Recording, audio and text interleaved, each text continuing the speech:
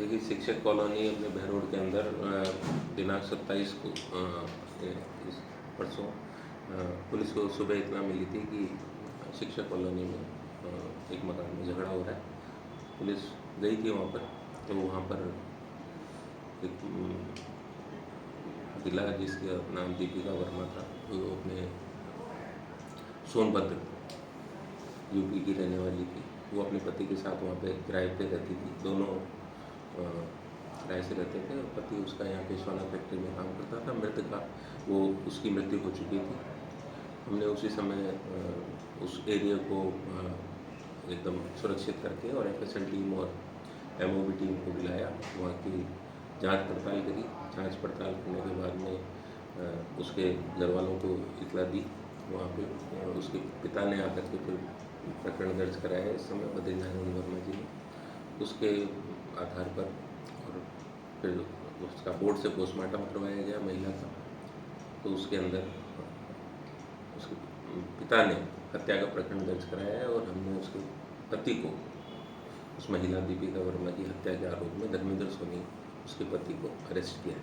क्या मामला था सर, क्यों हत्या की, कुछ जांच में सामने आया कि दोनों में पति पत्नी में उससे एक दिन पहले से काफ़ी झगड़ा चल रहा था और उसका पति रात को 2 शराब की बोतल भी खरीद करके लाया था, जो घटनास्थल पर भी मिली थी और दोनों ही लगभग ख़त्म कर चुका था। वो एक दिन पहले ही लाया था, उसने खुद नहीं बताया है। और पूरे घर का सामान फैला हुआ था। परिस्थिति जन्य साक्ष्य ऐसे थे कि दोनों में काफ़ी लड़ाई झगड़ा हुआ और उसने उसको काफ़ी मारपीट भी हुई है। महिला पोस्टमार्टम रिपोर्ट बोर्ड से पोस्टमार्टम जो कराया, उससे रिपोर्ट से ये साबित होता है कि उस महिला के साथ मारपीट भी की गई है। उसके सर को दीवार में दे करके भी मारा, जिससे क्लॉटिंग भी उसके सर में आई हुई है और स्ट्रैंगुलेशन से उसकी महिला की मृत्यु होना इस पोस्टमार्टम रिपोर्ट में बताया है। तो इसी आधार पर हमने उसके पति को हत्या के आरोप में अरेस्ट किया है। क्या गला दबाने से मौत हुई उसकी? जी बिल्कुल। तो अभी अपराधियों को गिरफ्तार किया है, पीसी चल रहा है या जेसी?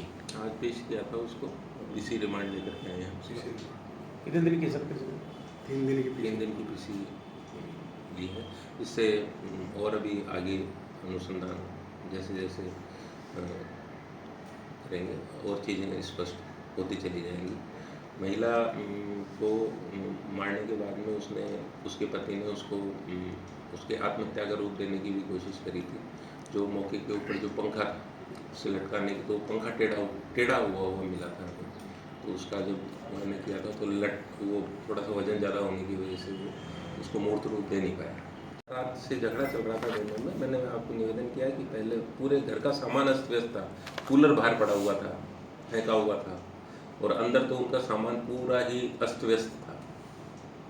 इस आधार पे दोनों में काफ़ी झगड़ा हुआ।